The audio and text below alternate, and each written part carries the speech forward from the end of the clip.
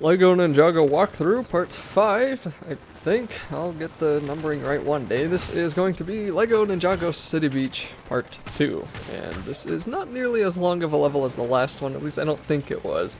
Maybe it was. They were both close to like half an hour long with the cutscenes. Without the cutscenes, they were closer to, I don't know, 25, maybe a little bit less. The cutscenes are surprisingly long in this game. And kind of another annoyance I have is that the cutscenes that are in this game, they really... There's some parts that I can't show any of them because I'm not uploading any of the movie cutscenes. But if you play this game, you'll see some of them really just feel badly pieced together to try to shoehorn in some kind of plot point. And it's like they did that just for the purposes of the game. I don't know if the movie was like that. I haven't heard great things about the movie, but I'll probably see the movie someday. So I don't know. It was a little bit strange.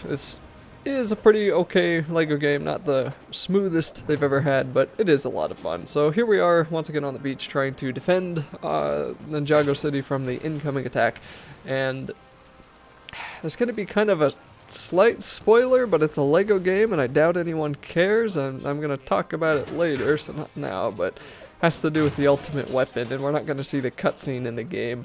So I guess if you care about Lego spoilers, don't listen to what I'm about to say, which is that the ultimate weapon is a laser pointer and it attracts a cat. And that's going to be what we're going to be fending off for the rest of the game once we get to the, I think it's the end of this level is when that happens. Now the reason I'm saying that is because we're not going to be seeing it because, once again, as I've said 15 billion times now, I'm not uploading the cutscene. So open up this door and we'll be able to get here onto the beach with the pretty cool volcano in the background. And I just actually played through Elder Scrolls Morrowind, so volcanoes are just cool to me. Especially since in that game, which Morrowind pretty much was almost exactly like Lord of the Rings. I mean, you have to wake up and go kill the evil guy in the heart of the volcano, and that's the only place you can do it. So, okay, I mean, come on, that's a little bit like Lord of the Rings. But Morrowind is a really cool game. So just, anyway, that volcano in the background, it just was kind of fun. Fighting on the beach was pretty cool. It was a little bit jarring how when you defeat a couple of enemies, it shows the new ones coming in on like a shark thing there, and I don't know why this game has to chop itself up so much with so many little cutscenes. I mean, the big ones are fine, but there's so many little ones that come up just that I think are completely unnecessary. Like in this part, it would have been fine if those were just coming in on the beach on their own, and same with this part, if this guy was just flying in here on his own above you without having to take control of you from the game, and then show, hey, here's the ship with a couple of guys jumping off. I mean, I'm well aware that I have to defeat a lot of these guys, close to 20 of them. You don't really have to explain where they all come from. I will accept that they come out of nowhere, because I played Dragon Age 2, and in that game they came out of the thin air, so it's okay in a Lego game. I will allow that. It was a little bit weird in Dragon Age 2, but Lego is fine. It can get away with that.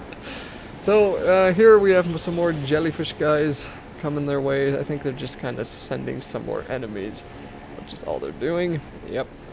So defeat these guys, and then we're going to be probably about 3/4 through the level again. I got yet another true ninja level up. There's about 20 of those, and they give you various upgrades or unlocks. I think it's more like they unlock new things every time you get it up.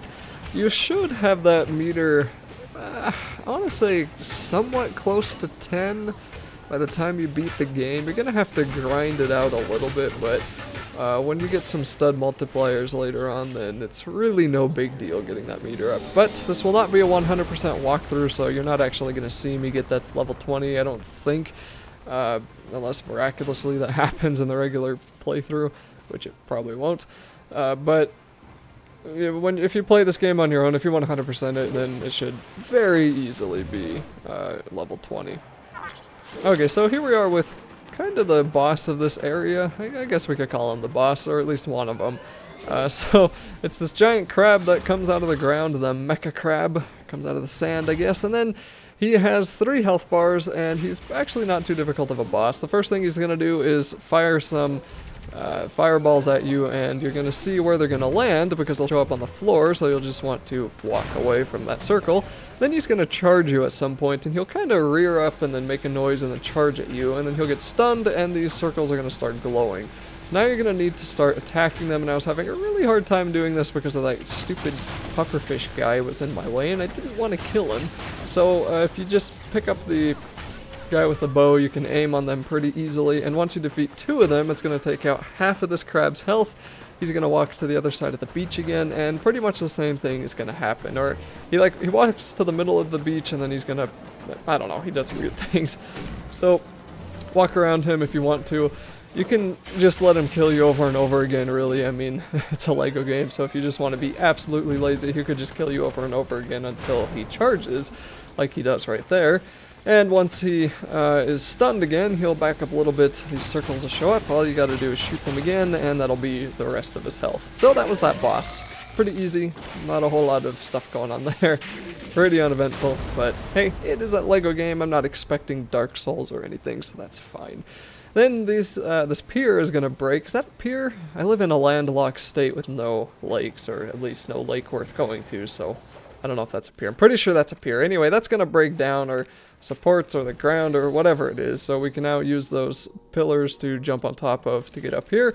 You also get another Ninjanuity token around this time of the game, so I'm just gonna, like I said in the previous video, I'm gonna do my best to fill in the first row, and then work on the second row of Ninjanuity skills. But if you want to have the third row immediately, all you gotta do is put, I think, 2 Ninjanuity tokens in there. So when you walk in here, very, once again, jarringly, Chapter 5 is going to show up, take you out of that area, and now we're in a dragon.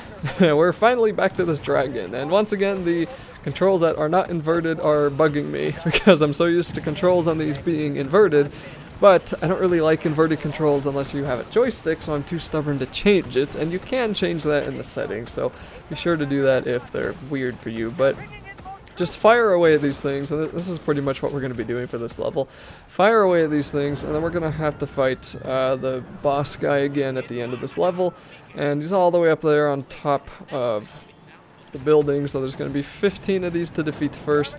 And I'm gonna stop narrating soon because there's not a whole lot more to talk about. When you do get to the boss, all you're going to do is take out a ton of shark guys that are surrounding him in a in this kind of moving bubble shield, and it's not hard at all.